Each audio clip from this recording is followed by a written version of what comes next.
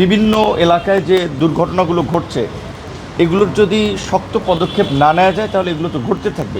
এই সরকার সেই সমর্থনটা ইতিবাচক কাজে ব্যবহার করতে পারছে না, কিংবা পরিস্থিতি নিয়ন্ত্রণে আনতে তারা একটু দুর্বলতার পরিচয় দিচ্ছে।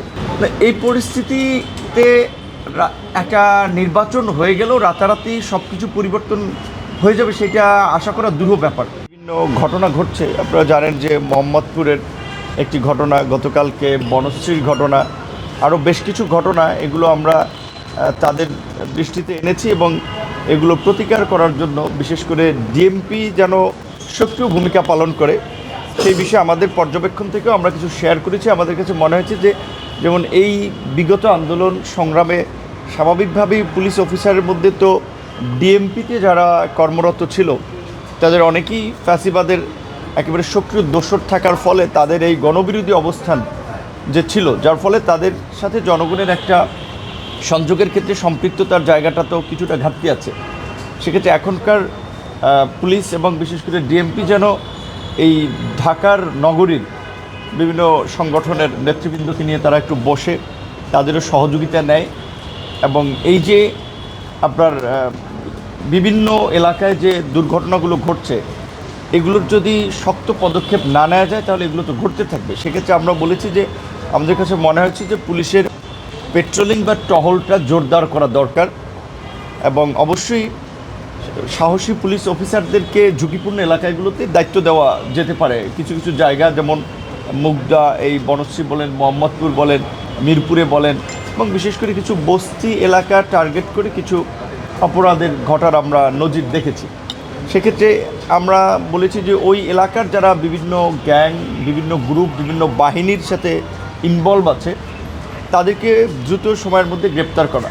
আপনারা জানেন যে বেশ কিছু চিহ্নিত সন্ত্রাসী যারা ঢাকার আন্ডারওয়ার্ল্ডের মাফিয়া হিসেবে পরিচিত তারা অনেকেই কিন্তু এই পট পরিবর্তনের পরে জামিনে বের হয়েছে এবং জামিনে বের হয়ে এখন যেহেতু ওইভাবে শক্তিশালী একটা সরকার নাই কিংবা নানান পরিস্থিতির কারণে আইনশৃঙ্খলা পরিস্থিতির কিছুটা দুর্বলতা আছে, এটাকে কাজে লাগিয়ে তারা কিন্তু তাদের রাজত্ব আবার গড়ে তোলার চেষ্টা করছে।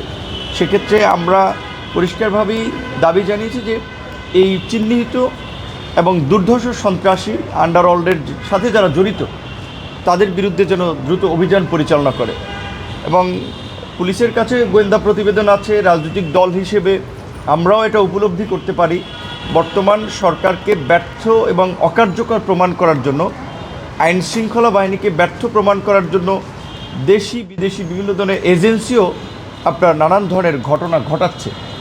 এই পরিস্থিতিতে একটা নির্বাচন হয়ে গেলেও রাতারাতি সব কিছু পরিবর্তন হয়ে যাবে সেটা আশা করা দুরূহ ব্যাপার। কারণ এই যে প্রশাসনের আমরা দুর্বলতার কথা বলছি, ব্যর্থতার কথা বলছি, 16 বছরের প্রশাসনের সেট আপ ছিল এক ধরনের, শীর্ষ পদগুলোতে তো দেখা যায় স্বাভাবিকভাবে স্ক্রিনিং করে যারা তাদের একেবারেই অনুগত তাদেরকেই অ্যাপয়েন্টেড করা হয়েছে। কাজে তাদের মধ্যে তো একটা জড়তা, ভয়, আতঙ্ক আছে, অনেক ক্ষেত্রে শক্ত ভূমিকা তারা পালন করতেছে না। সেক্ষেত্রে কিছুটা সময় লাগবে। আর বিশেষ করে এখন রাজনৈতিক সরকার আসলেই রাতারাতি পরিবর্তন হয়ে যাবে এটা আমরা মনে করি না, বরং এই সরকারের জনসমর্থন কিন্তু রাজনৈতিক সরকারের চেয়েও বেশি। বাংলাদেশের 53 বছরের ইতিহাসে কোনো সরকার এইভাবে দল মত বাম ডান নির্বিশেষে সমর্থন পায় নাই। এটা ঠিক, যদিও এই সরকার সেই সমর্থনটা ইতিবাচক কাজে ব্যবহার করতে পারছে না, কিংবা পরিস্থিতি নিয়ন্ত্রণে আনতে তারা একটু দুর্বলতার পরিচয় দিচ্ছে। কিন্তু আমরা মনে করি যে যদি আমরা সবাই সহযোগিতা করি এবং সরকার যদি সদিচ্ছা দেখায় তাহলে সম্ভব।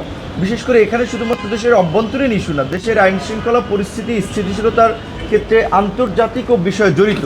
সেটা এই ইউনূস সরকারের যে কানেক্টিভিটি, যে নেটওয়ার্ক আছে সেটাকে কাজে লাগিয়ে যদি আমরা দেশে স্থিতিশীলতা না আনতে পারি, রাজনৈতিক সরকার আসলেও তাকে বেগ পেতে হবে। এই সরকারের প্রতি তো সবার সমর্থন রয়েছে।